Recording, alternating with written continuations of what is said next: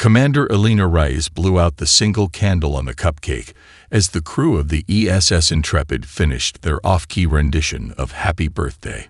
38 years old and commanding humanity's most advanced deep space vessel.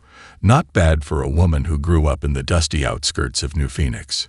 Commander to the bridge, Priority Alpha. The ship's AI interrupted before she could take a bite. Alina's smile vanished. Priority Alpha meant unscheduled contact.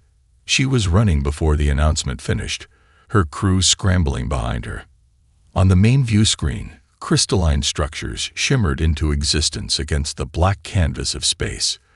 The XL Naga vessels, if vessels they were, resembled geometric abstractions more than ships, translucent facets catching starlight like massive diamonds. "First contact," whispered Lieutenant Ramirez, her tactical officer. "Actually happening in our lifetime." The XL Naga transmissions began moments later. Their language, a series of modulated light pulses, was quickly decoded by the Intrepid's AI. Their message was simple: peace, cultural exchange, technological sharing. Too simple, Alina thought. Admiral Cato's face appeared on a secondary screen. "Commander Reyes, the Security Council is ecstatic. We're organizing a formal welcome at L5 Station. The XL UNGA diplomatic delegation has accepted our invitation. Sir, requesting permission to maintain distance protocols until..." "Denied, Commander. This is humanity's greatest moment. Don't let your paranoia tarnish it." Alina watched the diplomats fawn over the aliens during the subsequent days of meetings. The XL Naga representatives, tall, iridescent beings with too many joints in their limbs, spoke of galactic brotherhood through their translation matrices, but something in their movements struck Alina as rehearsed, mechanical. During the third day of talks, she noticed discrepancies in their translation patterns, subtle mistranslations that made their intentions seem more benevolent than their actual statements suggested. When she raised concerns, Admiral Cato dismissed them as technical glitches. That night, Alina received an automated distress ping from Europa Research Station. The outpost had gone silent immediately after a XL Naga scientific vessel had passed nearby. Against direct orders, she dispatched her XO, Commander Park, with a small team to investigate. "Sending you the feed now, Commander." Park's voice came 18 hours later, tight with controlled panic. "You need to see this." The footage showed Europa Station, or rather, where it should have been. Instead, a slowly dispersing cloud of molecular dust floated in the void. 300 researchers, reduced to particles. In the final frames, a XL Naga scout ship hovered nearby, its weapon ports still glowing with strange energy. "Transmitting sensor readings," Park continued. "Whatever weapon they used, it operates on principles I've never seen. It unmade the station at the molecular level." Alina's quarters felt suddenly cold. Earth's leadership was preparing a grand welcoming ceremony while these beings, these things, were testing weapons in their backyard. She composed an emergency report with the Europa evidence attached and transmitted it directly to the Security Council. The response came an hour later, from Admiral Cato himself. "Commander Reyes, you are hereby relieved of duty pending psychiatric evaluation. Your actions constitute dangerous warmongering. Report to medical immediately." Something was wrong. Terribly wrong. The Admiral's eyes had seemed different, empty, as if something else was looking through them. That night, Alina made her decision. She encrypted Park's data, downloaded it to a secure drive, and quietly assembled a team of her most trusted officers. "We're about to violate direct orders and probably end our careers," she told them in the shuttle bay. "But I believe Earth is in imminent danger. Anyone who wants out, now's the time." No one moved. As they prepared the shuttle for covert departure, Alina's comm unit chimed with a message from Europa. It was from Park, who should have been returning to the Intrepid. "Commander, they're in our heads somehow. Neural parasites. Don't trust command. There." The message cut off abruptly. Alina looked at her team. "We may be the only warning Earth gets." The deception had begun. and humanity's survival now depended on how quickly they could expose it. Javier Diaz adjusted his observatory telescope, his fingers trembling slightly. At 58, the Chilean astronomer had witnessed everything from comets to solar flares, but nothing like this. He'd stayed at his post when the evacuation orders came, determined to document what was happening. Through the enhanced viewer, he watched the International Space Platform ripple like heat waves over asphalt. 4,000 people, scientists, engineers, diplomats, were stationed there. In the next moment, the massive structure simply ceased to exist. No explosion, no debris, just gone. Dios mío, he whispered, quickly uploading the footage to the emergency broadcast network before the XL Naga could block it. 12 hours earlier, the aliens had dropped their pretense of peace. Their crystalline ships had positioned themselves at strategic points throughout the solar system before simultaneously opening fire with weapons that defied human understanding. In Osaka's underground command bunker, Admiral Huang slammed his fist against the holographic display as another fleet icon blinked out. "Sixth Fleet is gone, sir," his aide reported, voice hollow. "Quantum-phased energy weapons. Our shields might as well be tissue paper." "What about the Mars defense grid?" Huang demanded. "Operational, but the XL Naga aren't even bothering to attack it yet. They're methodically eliminating our mobile assets first."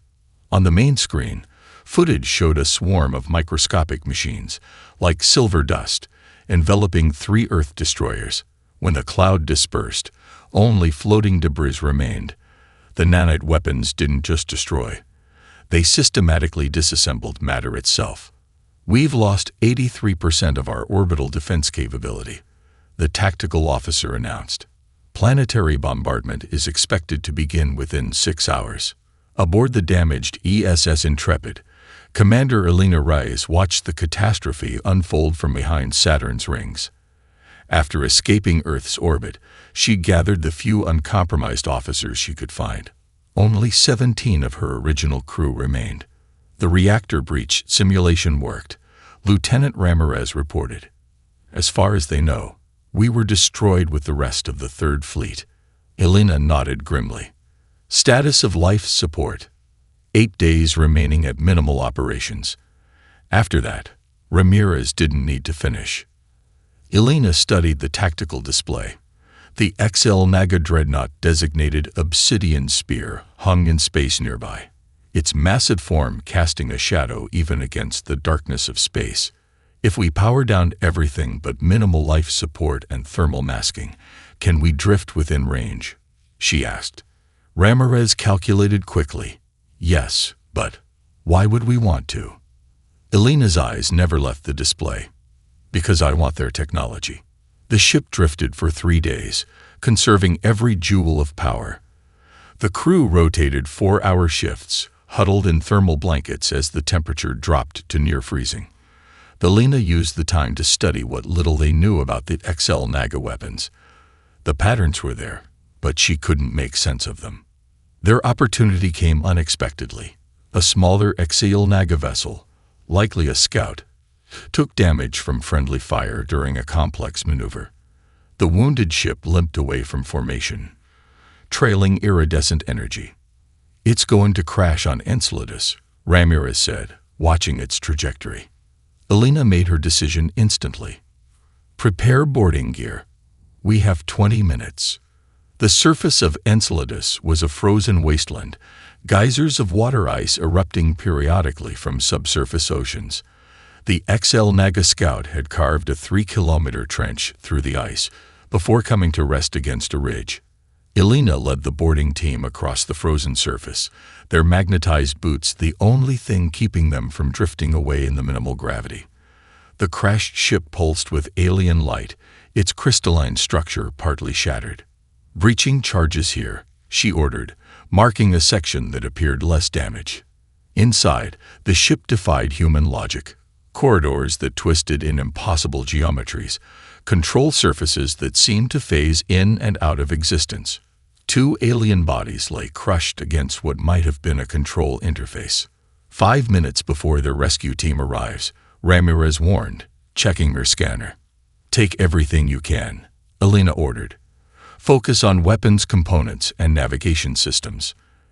As they worked, a section of wall suddenly liquefied, reshaping itself into a biomechanical guardian, part machine, part something horribly organic. Its limbs elongated toward them like stretching taffy. "Fall back," Elena shouted, firing her plasma cutter. The beam passed through the creature without effect. Specialist Zhang didn't move quickly enough. The guardian enveloped his arm, the material flowing around and through his suit. His scream cut off as the substance reached his face. Elena grabbed the sample container he'd been filling and threw herself backward, through the breach they'd created. "Move. Now." They barely reached the Intrepid before the XL Naga recovery vessels arrived. As the ship limped away under minimal power, Elena stared at the alien technology they'd salvaged, their first real hope of understanding the enemy. She just needed someone who could make sense of it. Snow swirled around the isolated laboratory complex nestled in the Himalayan valley. Inside, Dr. Marcus Chen hunched over a workbench, his fingers manipulating microscopic components with practiced precision. Classical music, Mozart's Symphony No. 40, played softly in the background. He hadn't spoken to another human in person for 3 years, and that suited him perfectly. The facility's proximity alert shattered his concentration. On the security feed, he watched an unfamiliar shuttle descend toward his landing pad, its hull scarred with burn marks. "Override all exterior access," he commanded the facility AI. "Initiate security protocol Omega." "Military override in progress," the AI responded placidly. "Command authorization. Rise, Elena. Intrepid class clearance." Marcus's face hardened. "Military clearance expired when I resigned my commission." But the doors opened anyway. Commander Elena Reyes stepped inside, snow melting on her shoulders, flanked by 2 officers carrying sealed containers. Her face was leaner than he remembered from news broadcasts, with new lines around her eyes. "Dr. Chen," she said simply, "humanity needs you." "Humanity needed me 4 years ago," he replied coldly. "Before the Ganymede disaster. Before your superiors buried my warnings and 19 people died. I have nothing to offer the military." Elena nodded to her officers, who set down the containers and retreated to the shuttle. When they were alone, she activated a small holoprojector. Was the Ceres research station," she said. The image showed a familiar orbital facility dissolving into glittering dust. Marcus watched impassively until the camera panned to show the scientists being evacuated. Among them, a woman with copper-red hair. "Sarah," he whispered, the color draining from his face. "Your ex-wife and her team were transferred to Ceres last year," Elena said quietly. "This footage is from 3 days ago. We don't know if any shuttles escaped." Marcus turned away, his shoulders rigid. "What do you want from me?" "We recovered technology from a downed XL Naga vessel. Nobody understands how it works. You're the best materials scientist humanity has.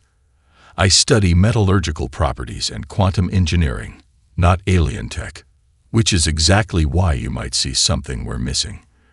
Elena unsealed one of the containers, revealing a crystalline object that pulsed with inner light. "Their weapons operate on principles we can't comprehend, but they obey some kind of rules. We need those rules, Doctor, before there's nothing left to save." For 3 sleepless days, Marcus worked. The XL Naga technology defied conventional analysis. Its properties seemed to change depending on how it was observed.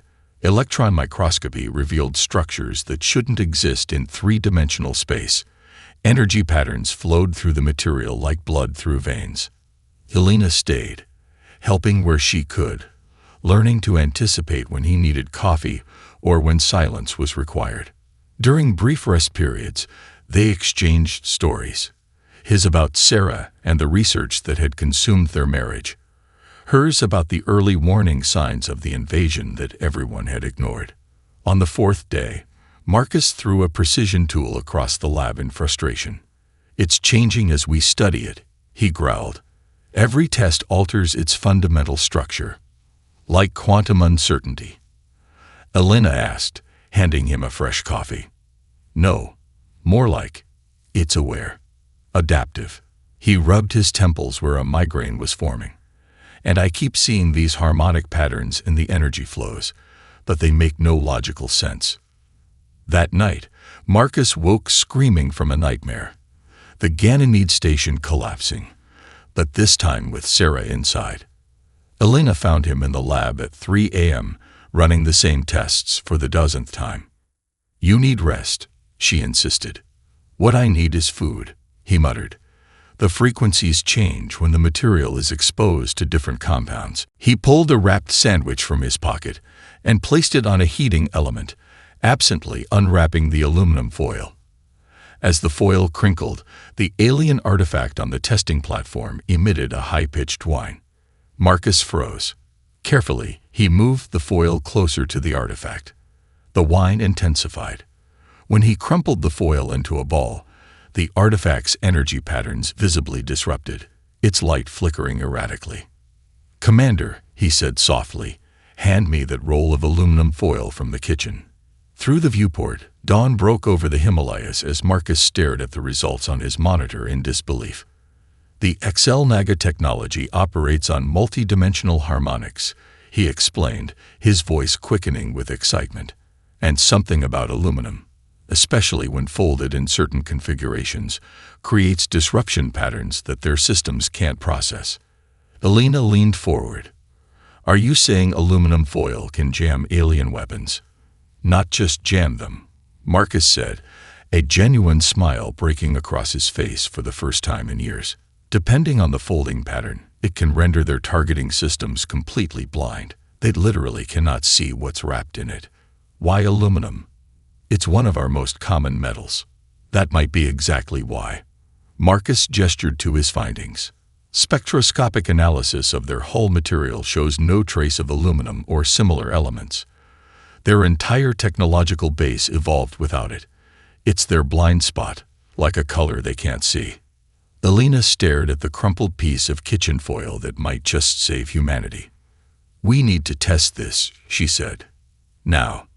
This is insane, Lieutenant Ramirez muttered, watching the maintenance crew apply sheets of aluminum to the Intrepid's hull.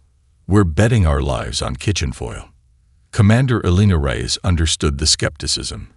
The hastily retrofitted panels, aluminum sheets folded according to Dr. Chen's calculations, looked absurdly primitive against the ship's advanced composite materials.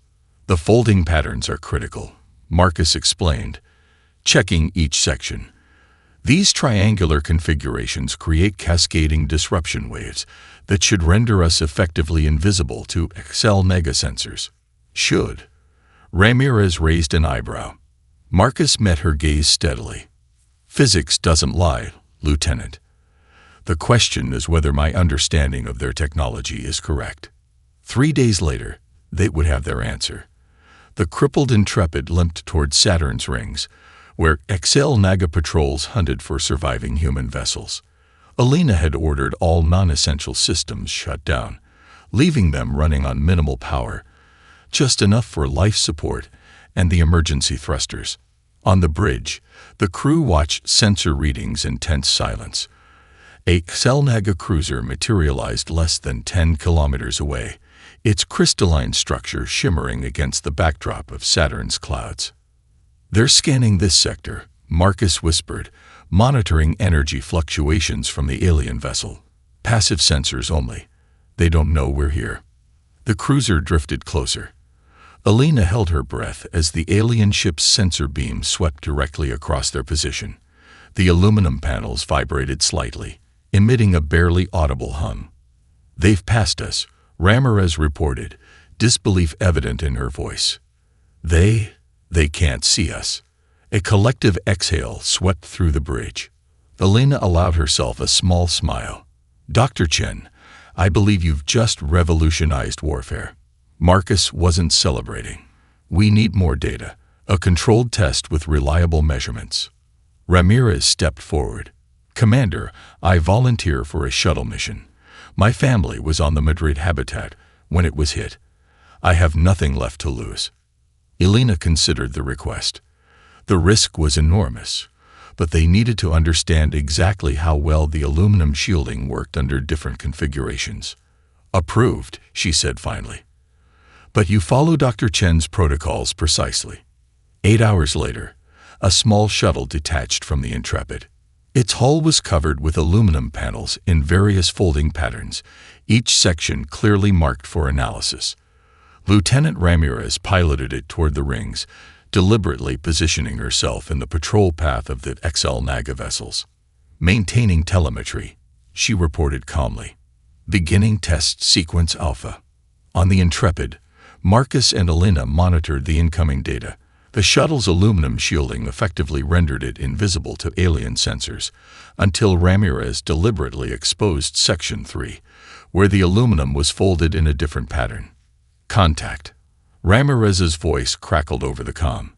"They've detected the exposed section. Hostiles incoming."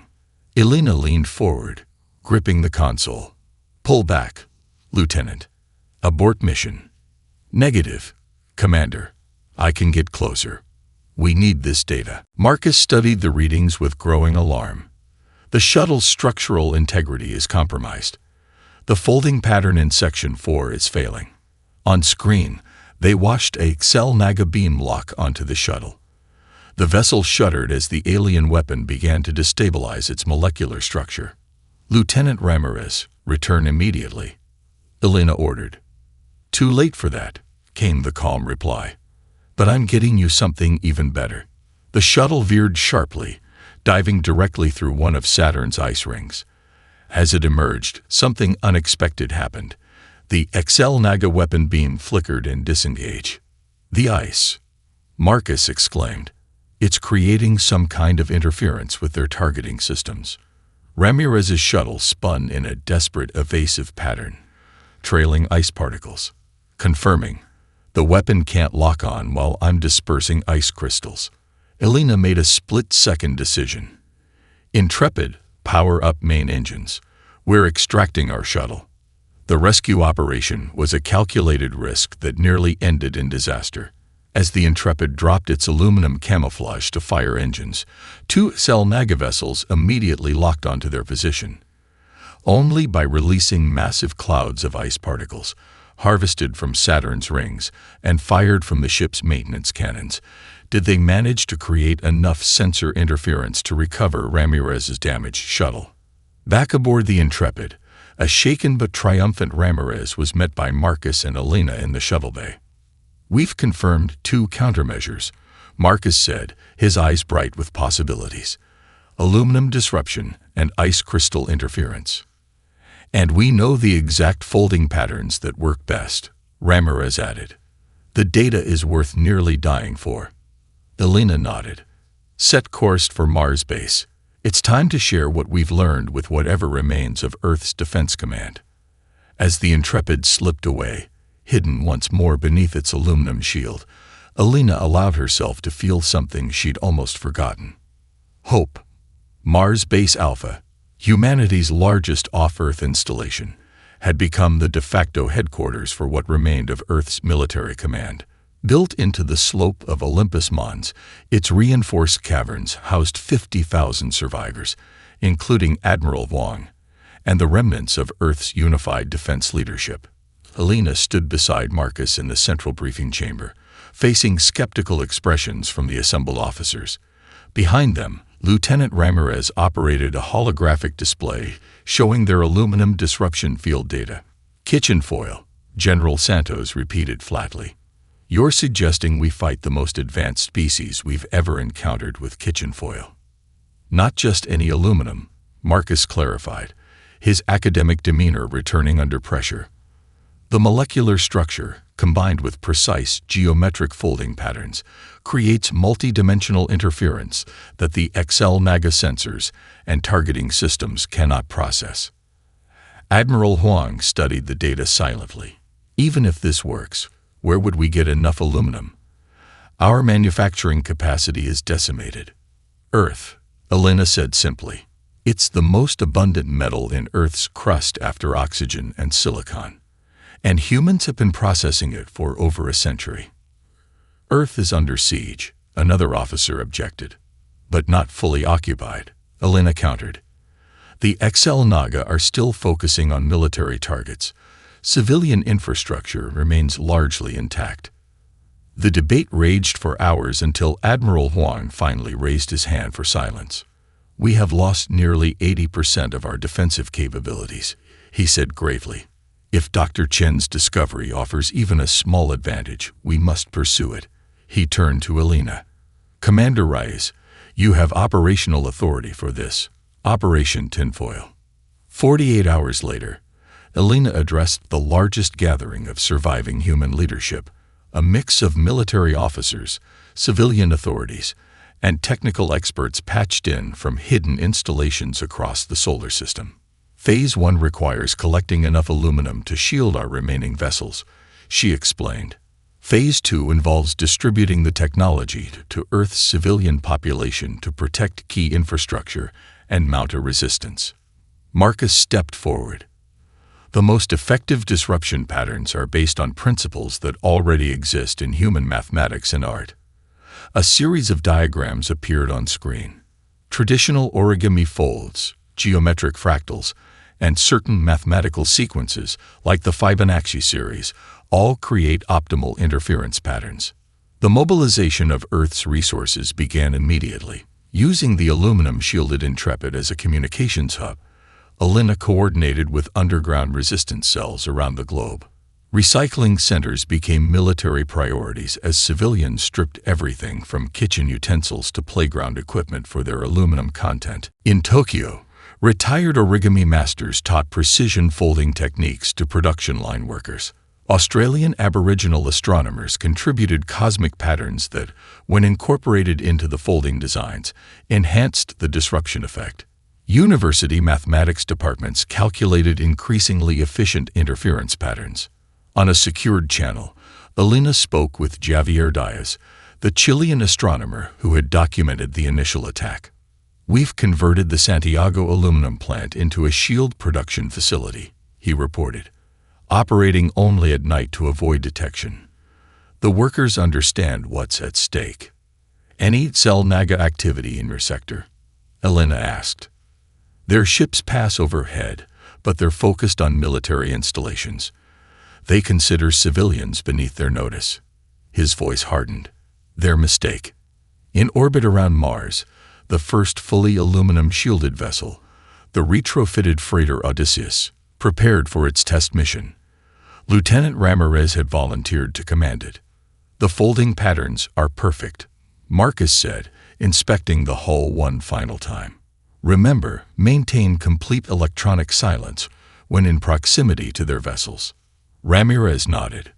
"If this works, I'll deliver the first shipment of disruption field generators to the European resistance." The stakes couldn't be higher.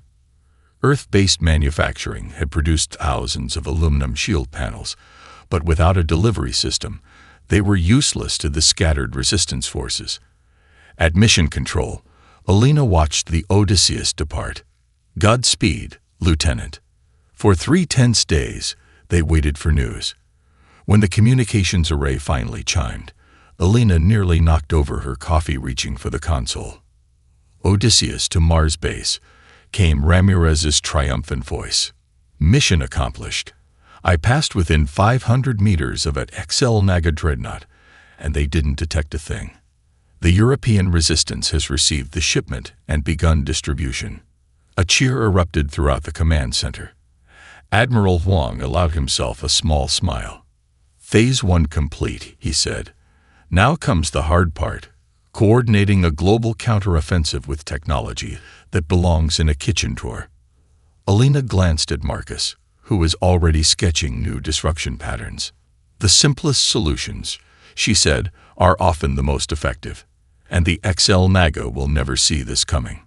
Across the solar system, humanity began to fight back with unlikely weapons: aluminum shields, ice crystal disruptors, and most importantly, the ingenuity the aliens had fatally underestimated. The emergency alarm jolted Elena from a rare moment of sleep.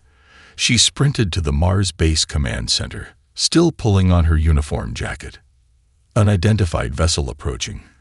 The tactical officer reported. Excel Naga configuration, but it's damaged and broadcasting on our emergency frequency. Admiral Huang frowned. A trap. The message is in English, the communications officer added.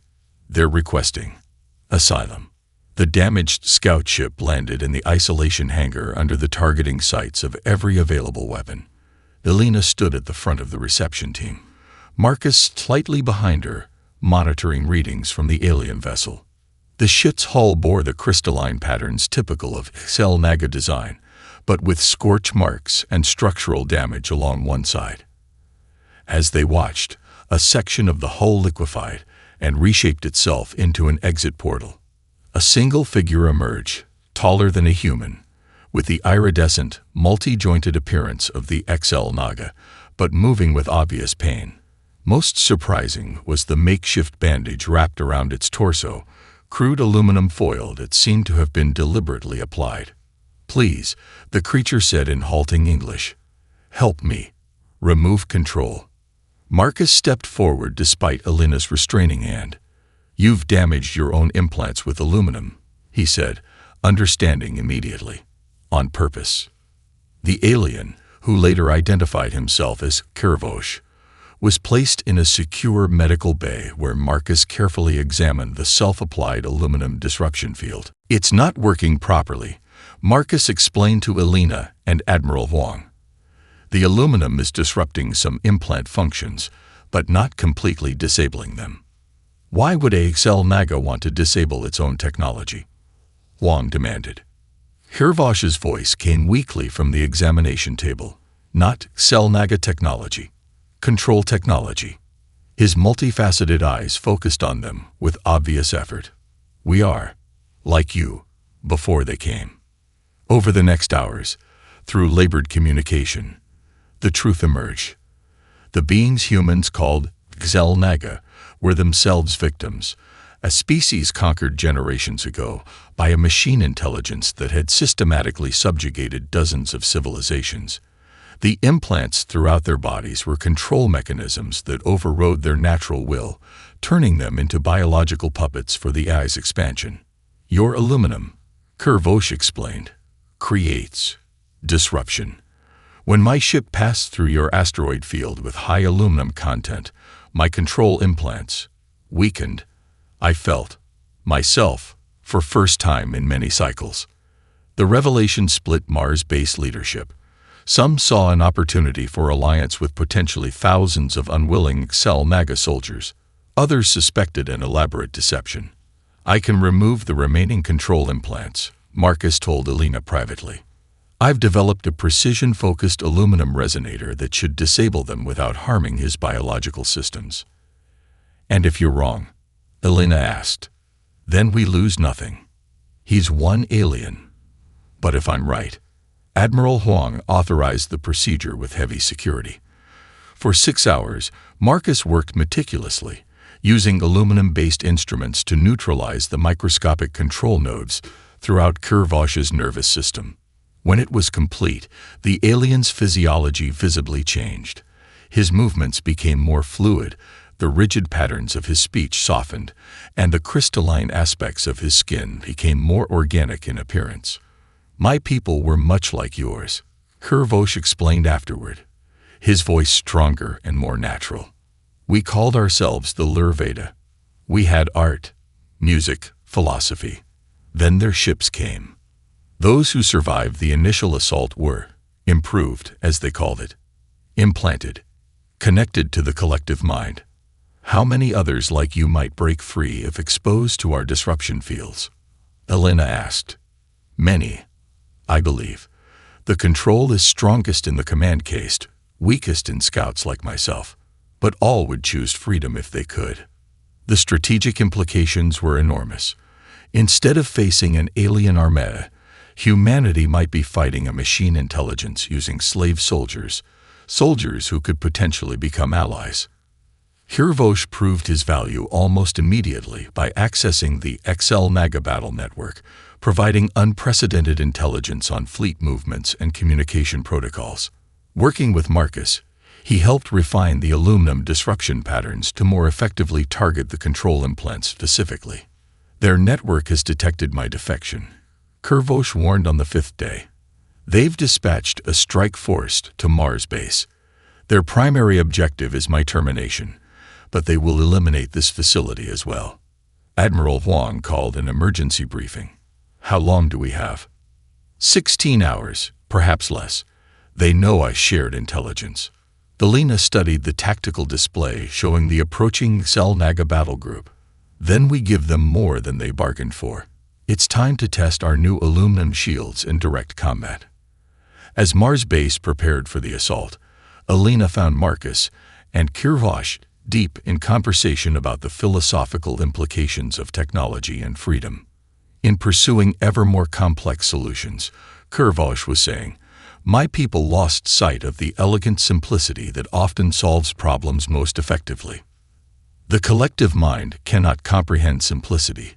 It sees only increasing complexity as the path forward." Marcus nodded. Complexity for its own sake becomes a weakness. Alina interrupted gently. Speaking of simple solutions to complex problems, we have a battle to prepare for, and I have an idea that might just save us all. Titan, Kirvosh said, his multifaceted eyes reflecting the holographic image of Saturn's largest moon. The central processing node is hidden beneath its methane seas. The battle for Mars had been won, but at tremendous cost. The aluminum shields had worked better than anyone dared hope, allowing the defenders to withstand the initial XL Naga assault. More remarkably, Alina's plan to broadcast targeted aluminum disruption waves had freed dozens of enemy pilots from their control implants mid-battle, causing chaos in the attacking fleet. Admiral Huang studied the intelligence Kirvosh had provided. "You're certain this is the location of the AI core controlling the entire invasion?" The collective mind distributes itself, but the primary node for this sector of space must maintain physical proximity to its conquest operations, Kirvosh explained. "I glimpsed its coordinates during my liberation. The methane environment provides ideal cooling for its quantum processors." Marcus pointed to a specific region on the display. The Kraken Mare, liquid methane sea, hundreds of meters deep, perfect concealment from orbital scans. Alina traced the proposed insertion route with her finger. A small team might reach it undetected using our aluminum shielding technology. 2 days later, a specially modified infiltration vessel slipped away from Mars orbit. Alina commanded the mission, with Marcus, Kirvosh, and a dozen elite operatives, a mix of human special forces and newly freed XL Naga resistors. Lieutenant Ramirez remained behind, promoted to oversee the growing fleet of aluminum-shielded vessels. The ship was humanity's most advanced hybrid of salvaged XL Naga technology and Earth engineering. Its hull featured the most effective aluminum disruption patterns yet designed, folded into configurations that Marcus and Kirvosh had developed together, organic yet mathematically precise. "We're approaching Titan's atmosphere," the pilot announced after 5 tense days of travel. No sign of detection. Alina allowed herself a moment of hope before the proximity alarms blared. "New energy signature," the tactical officer shouted. "They've deployed some kind of barrier around the entire moon." On the view screen, a shimmering field enveloped Titan's orange atmosphere. "Phononic barrier," Kirvosh said grimly, "designed specifically to counter aluminum's vibrational properties. The collective mind has adapted." Marcus rushed to the sensor station, analyzing the readings. "They've studied our disruption technology and created a defense specifically against it." His shoulders slumped. "Our advantage is gone." Alina refused to accept defeat. There must be a way through. While the ship maintained position just beyond the barrier's range, Marcus and Kirvosh worked frantically to find a solution. The human XL Naga collaboration produced ideas neither would have conceived alone, but each simulation ended in failure. "Water ice," Alina said suddenly, remembering their discovery near Saturn. It interfered with their targeting systems. The ice disruption was temporary and inconsistent. Marcus objected. But what if we combine them? Elena pressed. Aluminum and water ice together. Marcus's eyes widened. A hybrid material. Creating cascading disruption patterns, Kervosh finished. Too complex for the collective mind to predict. They worked through the night, harvesting ice from Titan's upper atmosphere and binding it with aluminum particles in precise configurations. The resulting material shimmered with an almost organic quality, neither fully solid nor liquid. It's untested, Marcus warned as they prepared to approach the barrier again. This is purely theoretical. Theory will have to be enough, Elena replied. We won't get another chance. The ship descended toward the barrier, its hull now coated with the experimental aluminum ice composite. As they made contact with the phononic field, the vessel shuddered violently. Structural integrity at 60%, the engineer reported. 50%. For a terrible moment, Elena thought they would disintegrate. Then, like passing through a membrane, they broke through into Titan's thick atmosphere. It worked, Marcus exclaimed, but his celebration was cut short. Multiple contacts, the tactical officer warned. Defensive platforms activating throughout the methane sea. The descent to the surface became a harrowing gauntlet. Despite their shielding, the ship took heavy damage, crash landing on an icy shore of the Kraken Mare. The methane sea stretched before them, its dark surface concealing the AI core somewhere in its depths. Submersible pods are intact, the engineer reported, but we've lost half our team in the crash. Elena surveyed the survivors. 6 humans including Marcus, 3 Freeb XL Naga including Kervosh, all injured to varying degrees. We continue as planned, she ordered. Submersible teams, prepare for deployment. The descent into the methane sea revealed an alien landscape, massive structures rising from the seabed, glowing with internal energy. At the center, a crystalline dome pulsed with patterns that both Marcus and Kervosh found disturbingly familiar. The architecture, Marcus whispered through the comm. It's modeled after neural pathways. The collective mind builds in its own image, Kervosh confirmed. As they approached the central dome, monstrous guards emerged from recesses, biomechanical horrors that seemed to be failed experiments, combining aspects of various conquered species into nightmarish forms. The team fought their way through increasingly desperate defenses. Their aluminum ice composite shields provided some protection, but not immunity. One by one, team members fell until only Elena, Marcus, and Kervosh remained. In a service tunnel near the central processing chamber, Elena took a direct hit from a Guardian's energy weapon, the blast penetrating her armor. Go, she gasped, pressing the disruption virus transmitter into Marcus's hand. Finish this. Marcus, the scientist who had once hidden from the world, now found himself its unlikely savior. With Kervosh guarding the approach, he made his way to the heart of the facility, a vast chamber where the physical manifestation of the collective mind awaited. It appeared as a shifting, geometric abstraction, beautiful and terrible. When it spoke, the voice resonated directly in Marcus's mind. You have come far, primitive one, it said.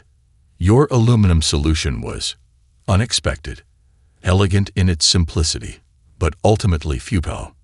If it's so futile, Marcus replied, hands working to connect the transmitter, why did you build specific defenses against it?